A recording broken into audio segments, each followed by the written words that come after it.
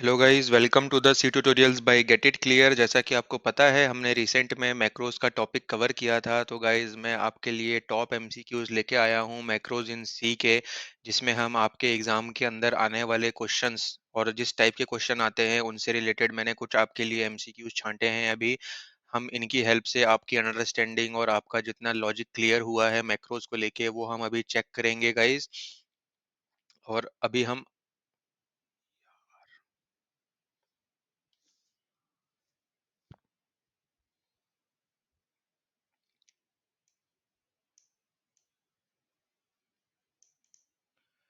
Hello guys, welcome to the C tutorials by get it clear. Guys, जैसा कि आपको मालूम है कि हमने रिसेंट में ही मैक्रोज इन सी का कंसेप्ट पढ़ा था। देन हमने उसके प्रैक्टिकल भी करके देखे थे कि हम कैसे मल्टीपल मैक्रोज खुद बना सकते हैं। देन जो प्री डिफाइंड मैक्रोज हैं उनको कैसे यूज कर सकते हैं। देन हम कंडीशनल स्टेटमेंट्स जो यूज कर सकते हैं मैक्रोज की, यूजिंग मैक्रोज वो कैसे कर सकते हैं।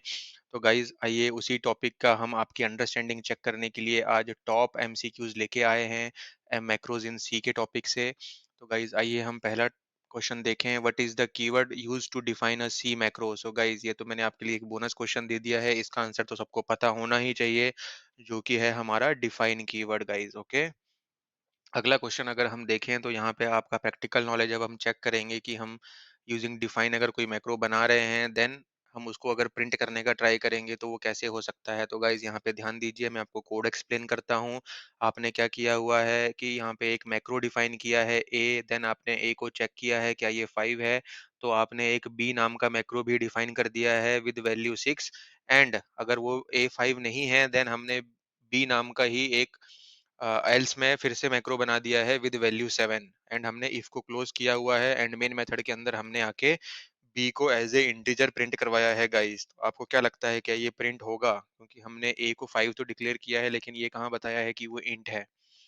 सो गाइज, यस, बिल्कुल ये सही तरीके से कंपाइल होगा एंड इसका आंसर जो होगा वो 6 होगा गाइज, क्योंकि जब आप ए को 5 से डिक्लेयर कर रहे हैं देन उसकी वैल्यू 5 हो जाएगी, जो कि इंटीजर हो या कुछ भी हो, वो ऑटोमेटिकली वहां पे स्टोर हो जाएगा ए के अंदर। एंड हेंस जब हम ए को 5 से चेक कर रहे हैं देन वो आपको इक्वल्स टू रिटर्न करेगा एंड इसका आंसर क्या होगा, बी इक्वल्स टू 6, क्योंकि इफ सेटिस्फाई होगा। तो इफ के अंदर आपने क्या किया है, बी नाम का मैक्रो बनाया है जिसकी वैल्यू 6 है एंड देन आपने बी को प्रिंट करवा दिया है गाइज। ओके, हम आगे बढ़ते हैं। What are the types of preprocessor directives in C. So guys, आपको यहाँ पहचानना है कि हम जब सी के हेडर में मैक्रोज लिखते हैं या फिर जो भी प्री प्रोसेसर हम वहाँ पे देते हैं, जो भी हमारा हैश के सिंबल के साथ, आपको पता होना चाहिए कि उनमें से हम इनमें से कौन कौन सी स्टेटमेंट वहाँ पे यूज कर सकते हैं। क्या हम मैक्रोज वहाँ पे लिख सकते हैं, क्या हम कंडीशनल कंपाइलेशन भी वहाँ पे डाल सकते हैं, क्या हम फाइल इंक्लूड कर सकते हैं, या हम सबके सभी कर सकते हैं। तो गाइस, इसका आंसर होगा हम सबके सभी कर सकते हैं, जिसमें फाइल इंक्लूजन का एग्जांपल आपका होता है जब आप इंक्लूड कीवर्ड का यूज करके और इंक्लूड प्री प्रोसेसर डायरेक्टिव का यूज करके हैश के साथ आप कोई भी वहाँ पे लाइब्रेरी फाइल को इंक्लूड करते हैं, हेडर फाइल को। देन कंडीशनल कंपाइलेशन आपने मैक्रोज के अंदर ही देखी थी कि हम कोई भी मैक्रो के ऊपर कंडीशन लगा करके या फिर किसी भी चीज के ऊपर कंडीशन लगा करके हमारे फंक्शंस को भी कॉल कर सकते हैं कि अगर ये नहीं तो ये चीज, अगर ये नहीं तो ये चीज। मतलब फंक्शन 1 कॉल करना है तो मैं उसको एक और अलग जगह लिख दूं, फंक्शन 2 कॉल करना है तो उसको मैं एल्स में लिख दूं, एंड मेरे बेस्ड अपॉन कुछ कंडीशन में उनमें से कोई भी एक कॉल करवा सकता हूं। एंड मैक्रोज तो आपको पता ही है कि यूजिंग डिफाइन कीवर्ड हम प्री प्रोसेसर डायरेक्टिव ही लिखते हैं, तो इसलिए sorry, as a pre processor directive ही लिखते हैं, इसलिए हमारा जो आंसर होगा वो होगा all of the above. Then हमारा अगला जो क्वेश्चन है वो फिर से आउटपुट पहचानने वाला है गाइस। तो इस प्रोग्राम को थोड़ा ध्यान से देखिएगा, क्योंकि अगर आप मेन मेथड की बात करेंगे तो मैंने यहाँ पे स्मॉल मेन नहीं लिया है, मैंने यहाँ पे कैपिटल मेन मेथड लिया हुआ है। एंड मैंने आपको ये चीज बार बार बताई हुई है कि कैपिटल कैरेक्टर हो या स्मॉल कैरेक्टर हो, मतलब स्मॉल में अगर मेन लिखा होगा वो अलग होगा एंड कैपिटल में मेन लिखा होगा तो वो अलग होगा गाइस। तो आप क्या इसका आउटपुट पहचान सकते हैं क्या होगा। एंड देन मैंने यहाँ पे क्या किया है, इस मेन को मैंने एज ए मैक्रो बनाया हुआ है जिसके अंदर से मैं फिर से एक मैक्रो कॉल कर रहा हूँ, जो कि मैंने ऊपर बना लिया है गाइज। आप देख सकते हैं एक मैंने मैक्रो बनाया है मेन, जिसके अंदर से फिर से मैंने एक मैक्रो कॉल किया है, उसका नाम है मैक्रो एंड उसको मैंने उसके पहले डिफाइन किया हुआ है। क्या आप इसका आउटपुट पहचान सकते हैं गाइज कि यहाँ पे क्या होगा। सो गाइज, इसका आंसर होगा gate it clear. So guys, ये कैसे हुआ। मुझे मालूम है आप लोग इसको थोड़ा देख के शॉक्ड होंगे, कुछ लोग सरप्राइज़्ड होंगे। इसका आंसर गाइज़ मैं आपको बताता हूँ, आप नीचे देखिए मैंने आपको क्या बताया हुआ है कि अगर आप डबल हैश का यूज़ करते हैं तो वो होता है हमारा concatenate operator in the headers. जब भी आप कोई मैक्रो लिखेंगे उसके अंदर अगर आपको कोई 2 वैल्यू कॉनकैट करनी है देन आप यूजिंग डबल हैश उसको करते हैं। तो आप ध्यान दीजिएगा कि जैसे ही कैपिटल मेन कॉल होगा ये ऊपर जाके फिर से एक मैक्रो को कॉल कर रहा है जो कि 4 वेरिएबल ले रहा है NAIM, लेकिन गाइस ये जो हैं ये एक्चुअली डमी वेरिएबल जैसे ही काम करेंगे। ये क्यों डमी वेरिएबल जैसे काम करेंगे? क्योंकि कोई वैल्यू नहीं आएगी, लेकिन जब आप देखेंगे कि मैक्रो जो है ये क्या कर रहा है? ये कर रहा है m hash hash a hash hash i hash hash n। तो ये क्या करेगा गाइस? इनको कॉनकैट करेगा एंड डबल हैश तो आपका निकल जाएगा। मतलब ये जो कैपिटल मेन है ये आपका स्मॉल मेन से रिप्लेस हो जाएगा गाइस। आई होप ये आपको समझ में आ गया होगा। मैंने क्या किया है, एम के साथ कॉन्कैट किया ए को, उसके साथ कॉन्कैट किया आई को, उसके साथ कॉन्कैट किया एन को, एंड मेरे क्या हुए एम ए आई एन यहाँ से रिटर्न हुआ। ये जो कैपिटल मेन है ये स्मॉल मेन से रिटर्न होगा एंड देन मेरा ये जो प्रोग्राम है ये नॉर्मल कंपाइल होकर के मुझे गेट इट क्लियर आउटपुट यहाँ पे दे देगा गाइस। यहाँ पे ध्यान देने वाली बात ये है, डबल हैश अगर आपका कभी भी मैक्रो के अंदर यूज हुआ है तो वो कॉनकैटिनेट करने का काम करेगा, उसके बाद उसका एग्जिस्टेंस खत्म हो जाएगा। मतलब यहाँ पे आपको मेन का स्ट्रिंग मिलेगा। ओके गाइस, आगे बढ़ते हैं। अगला जो आंसर है वो है processor directive in C language starts with. So guys ये तो हमने थोड़ी देर देर पहले क्वेश्चन में भी आपको एक्सप्लेन करते हुए बता दिया था। तो इसका आंसर होगा गाइस हैश सिंबल हमारा यूज होता है प्री प्रोसेसर डायरेक्टिव जो हमारे होते हैं उनको डिक्लेयर करने के लिए, चाहे वो डिफाइन हो, चाहे वो इंक्लूड हो, चाहे फिर वो कोई भी कंडीशनल स्टेटमेंट्स हो। अगला क्वेश्चन हमारा गाइस फिर से आउटपुट पहचानने वाला आ गया है। यहाँ पे आपको ध्यान देने वाली बात यह है कि मैंने एक वाई नाम का मैक्रो डिफाइन किया है, देन मैं वाई का नेगेशन यहाँ पे चेक कर रहा हूँ एंड प्रिंट कर रहा हूँ प्रिपेयर वेल। एल्स में मैं प्रिंट कर रहा हूँ गेट इट क्लियर। एंड मैंने क्या किया, इफ को यहाँ पे एंड कर दिया और मेन के अंदर से मैं कुछ भी नहीं कर रहा हूँ। तो गाइज यहाँ पे क्या होगा, क्योंकि यहाँ पे मेरे ऊपर ही कंडीशन लगी हुई है, ऊपर कंडीशन लगी हुई है उसके अंदर से ही मैंने प्रिंट करवा दिया है, तो क्या ये प्रोग्राम चलेगा या फिर ये एरर देगा? अगर ये चलेगा तो इसका कोई आउटपुट होगा कि खाली ब्लैंक आउटपुट होगा? सो गाइज इसका आंसर जो होगा वो होगा कंपाइल एरर। कंपाइल एरर क्यों होगा गाइज? देखिए मैंने यहाँ पे आपको नीचे एक्सप्लेन किया है कि जैसे ही ये प्रोग्राम हमारा कंपाइल हो जाएगा एंड हमारे जब प्री प्रोसेसर्स वाले जो होंगे वो अपना काम कर चुके होंगे एंड जब ये कंपाइलर के पास जाएगा तो गाइज ये कुछ ऐसा बन जाएगा। क्यों? क्योंकि मैंने यहाँ पे y को 5 तो किया है यहाँ पे, लेकिन नेगेशन ऑफ y मैंने चेक किया है जो कि मैक्रोज के अंदर वैलिड नहीं होता है गाइज। ओके, अगर आपको डिफाइंड चेक करना है तो आप इफ डेफ का यूज करते हैं, अगर आपको नॉट डिफाइंड चेक करना है तो आप इफ एंड डेफ का यूज करते हैं। तो गाइज यहाँ पे ये इफ कभी भी आपका सेटिस्फाई नहीं होगा एंड आपके ये एल्स में जाकर के गेट इट क्लियर को प्रिंट करने का कोशिश करेगा।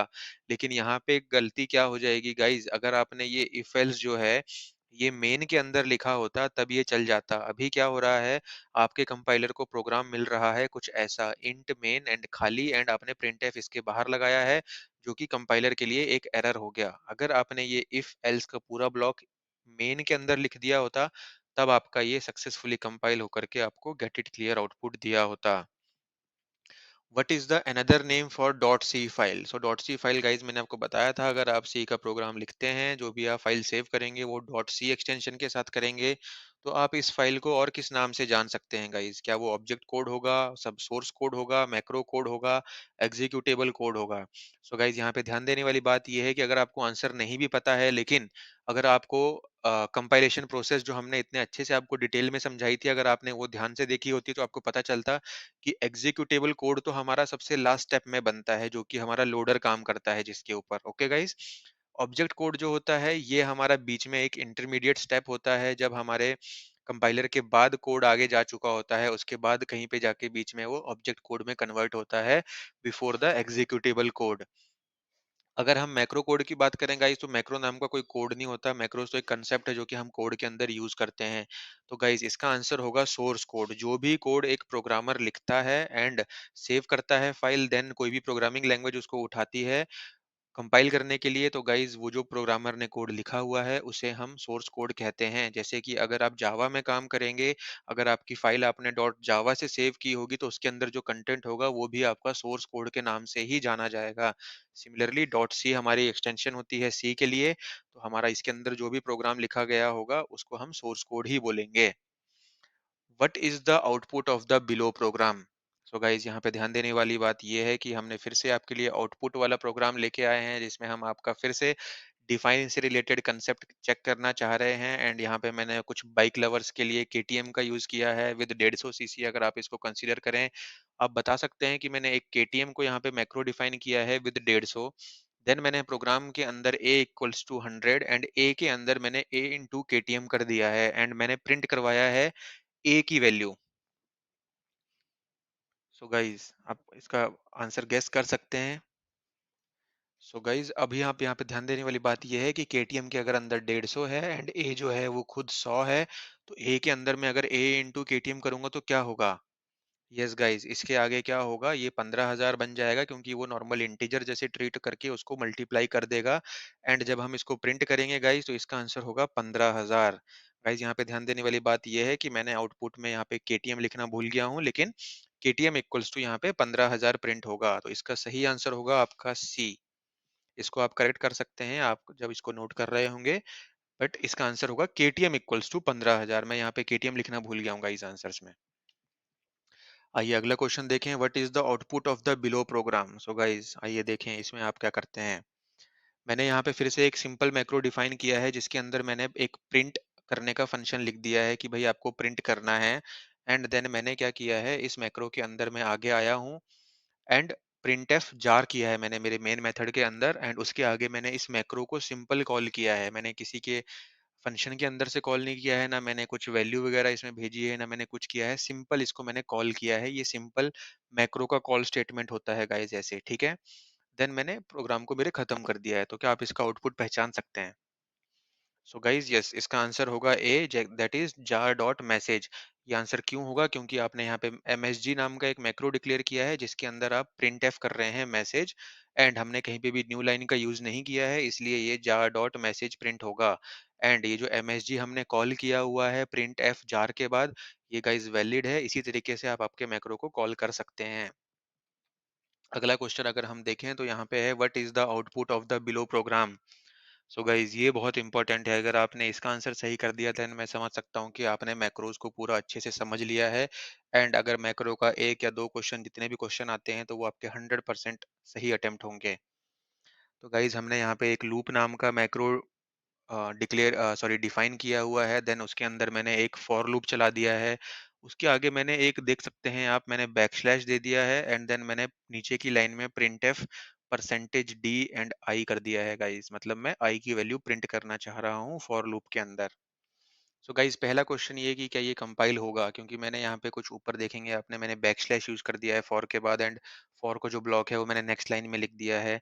एंड मेरा जो डिफाइन करने का जो तरीका है लूप को, जो लूप नाम का मैक्रो है उसको, वो भी मेरा 2 लाइन तक चला गया है गाइस। तो क्या ये वैलिड डिक्लेरेशन होगी किसी भी मैक्रो की। सो गाइज यस इसका आंसर जो होगा वो डेफिनेटली कंपाइल एरर तो नहीं होगा, क्योंकि ये आपकी वैलिड मतलब डेफिनेशन होती है किसी भी मैक्रो की। अगर आपको कोई भी मैक्रो मल्टीपल लाइन में एक्सपेंड हो रहा है देन आप उसको यूजिंग बैक स्लैश आप बताएंगे कंपाइलर को कि भाई यहाँ पे बैक स्लैश मैंने डाला हुआ है क्योंकि ये मैक्रो की डेफिनेशन जो है ये अगली लाइन में भी चली गई है। ओके गाइज, तो आपको मल्टी लाइन मैक्रो जब लिखना होता है देन आप यूजिंग बैक स्लैश लिखते हैं।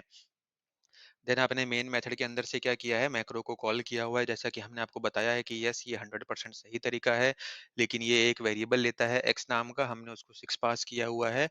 तो गाइज यहाँ पे क्या होगा अगर आपका मैक्रो चलेगा तो। सो गाइज यस यहाँ पे ये होगा कि हम आई की वैल्यू प्रिंट कर रहे हैं एंड आई एक एक से इंक्रीमेंट होगा एंड एक्स की वैल्यू तक चलेगा। तो हमारा जो आंसर है वो होगा 1 2 3 4 5 6। सो गाइज इसके बाद अगर हम देखें, ये आपके लिए एक बोनस क्वेश्चन है, देन ये हमारा आज का लास्ट क्वेश्चन भी है guys. What is the output of the below program. So guys ये मैंने आपको पहले भी क्वेश्चन दिखाया हुआ है, अगर आप ध्यान से अगर हमारा ट्यूटोरियल देख रहे हैं तो सिर्फ मैंने इसमें एक लाइन चेंज कर दी है एंड आप इसका सिर्फ करेक्ट आंसर मुझे बता दीजिए, इसको मैं ज्यादा डिस्कस भी नहीं करूंगा। सो गाइज अगर आपने इसका आंसर ए सोचा है तो डेफिनेटली आप 100% सही हैं। क्यों, क्योंकि आप देख सकते हैं मैंने जहाँ पे इफ ए इक्वल्स टू 5 का चेक लगाया है।